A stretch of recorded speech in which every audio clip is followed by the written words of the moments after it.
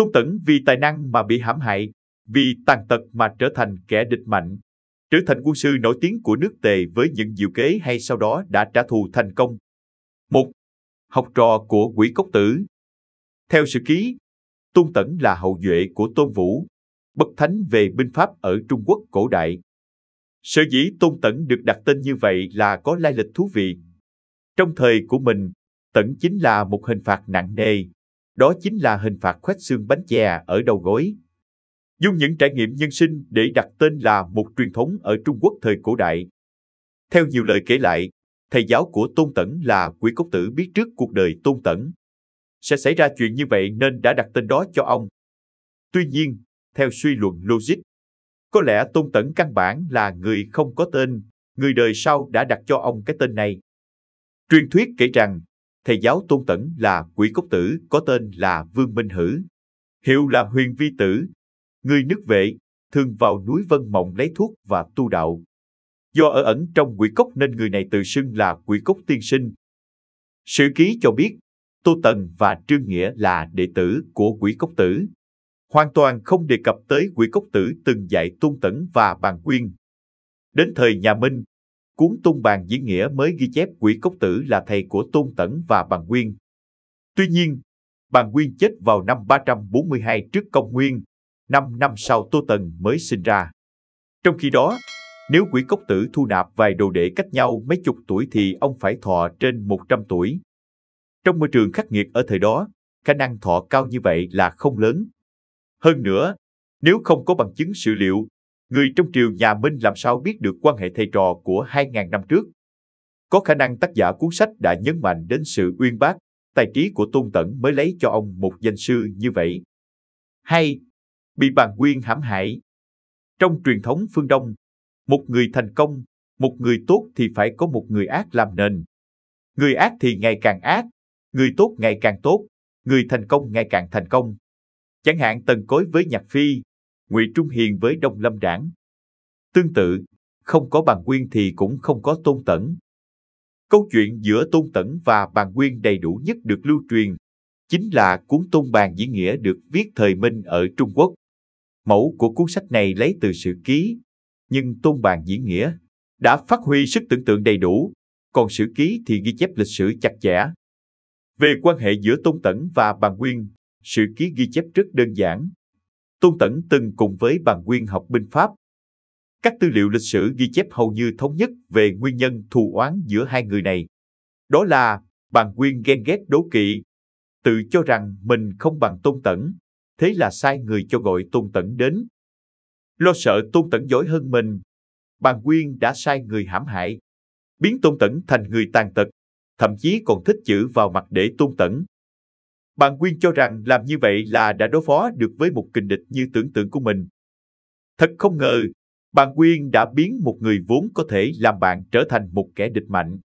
Vậy tại sao Bàn Quyên không trực tiếp giết chết Tôn Tẩn để không còn hậu họa? Có hai khả năng, một là Bàn Quyên có lòng trắc ẩn, hai là ông đã đánh giá thấp cái mạnh của kình địch, tức là trong tiềm thức xem nhẹ Tôn Tẩn, nhất là sau khi đã áp dụng hình phạt với Tôn Tẩn. Tiếp theo, trong cuộc đời Tôn Tẩn có hai quý nhân. Một là sứ giả nước Tề, người mà cái tên cũng không được ghi chép lại. Trong thời gian vị sứ giả này đến nước Ngụy, Tôn Tẩn đã cầu kiến với thân phận là tù nhân. Đã kể lại cảnh ngộ của mình, mong muốn đền đáp cho nước Tề. Vị sứ giả này đã rất ngạc nhiên và lén lút mang Tôn Tẩn theo về. Một quý nhân khác là đại tướng nước Tề có tên là Điền Kỵ.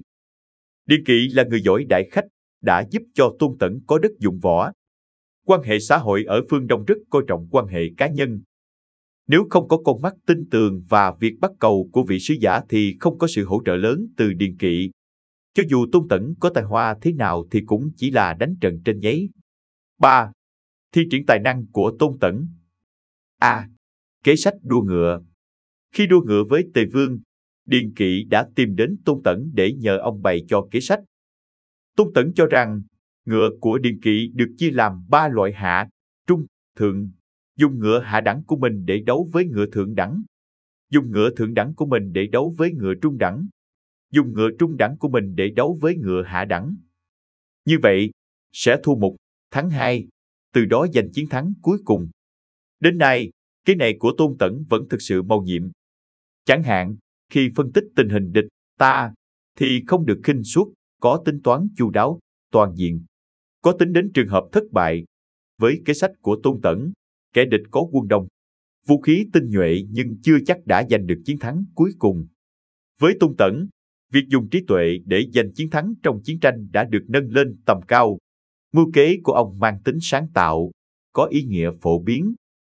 Điền Kỵ đã áp dụng kế sách của Tôn Tẩn, quả nhiên đã thành công. Điền Kỵ rất vui và đã tiến cử Tôn Tẩn với Tề Vương. Tôn Tẩn trở thành khách quý của Tề Vương. B.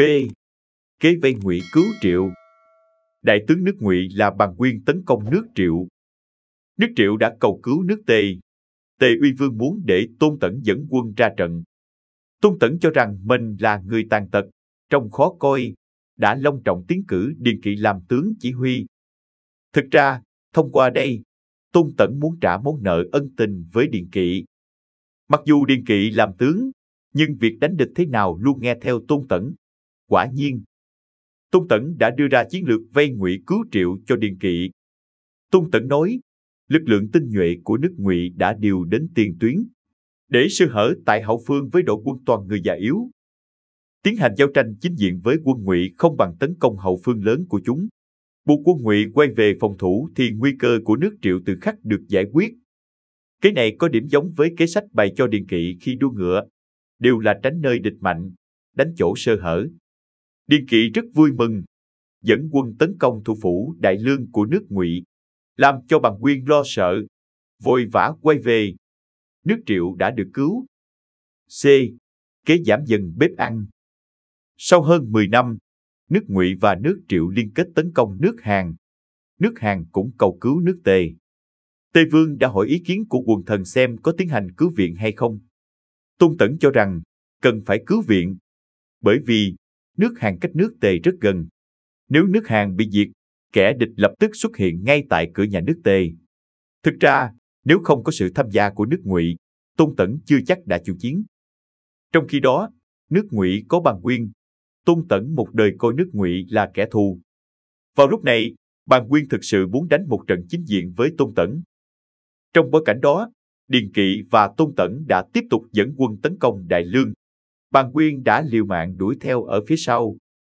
Tôn Tẩn nói, quân Ngụy vốn dũng mãnh, xem thường nước Tề, phải tận dụng điểm yếu của kẻ địch. Do đó, đã lệnh cho đại quân dừng lại nấu cơm ở giữa đường. Trong ngày đầu tiên đã đắp được 100.000 bếp ăn, ngày thứ hai đổi nơi khác, đắp 500.000 bếp ăn, ngày thứ ba đến một điểm mới, đắp 300.000 bếp ăn. Bàn Quyên thấy vậy, cho rằng binh lính nước Tề ngày càng giảm, chắc chắn đang chết dần chết mòn vì bệnh tật và chạy trốn. Đã lệnh cho quân sĩ cởi bỏ quân nhu, ăn mặc gọn nhẹ, tiến hành truy đuổi gấp gáp. Điều này đã trúng kế đợi quân địch mệt mỏi rồi tấn công của Tôn Tẩn. Tôn Tẩn đã bố trí thiên la địa võng ở khu vực Mã Lăng. Vào lúc trời tối, Bàn Quyên đuổi đến đây, gặp một cây lớn có ghi vài chữ, đã đốt lửa đến xem. Khi lửa đốt lên thì lập tức lộ ra mục tiêu, đại quân nước Tề ẩn nấp trên cao đã bắn tên như mưa xuống. Bàn Quyên bị trọng thương, lúc này mới nhìn rõ dòng chữ trên cây. Đó là Bàn Quyên chết ở cây này. Bàn Quyên đã đến đường cùng, dùng đao tự vẫn. Từ đó về sau, tiếng tăm của Tôn Tẩn truyền khắp các nước chư hầu. Binh pháp Tôn Tẩn do ông viết cơ bản đã thất truyền vào cuối thời Đông Hán. Nhưng đến năm 1972 lại phát hiện trong mộ Tây Hán ở núi Tước, Lâm Nghi, Sơn Đông, Trung Quốc với hơn 1.100 chữ. Nghe nói, sau khi Bàn Quyên chết, Tôn Tẩn cũng đã mai danh ẩn tích, không có thêm chiến công gì hiển hách. Có lẽ do trong lòng ông đã không còn hận thù lớn gì nữa và cũng không còn ai đáng để ông phải hao tâm tổn trí nữa. Video của chúng tôi đến đây là kết thúc. Cảm ơn tất cả các bạn đã quan tâm tới xe hay V88 và theo dõi video của chúng tôi. Đừng quên like, share và đăng ký kênh nhé.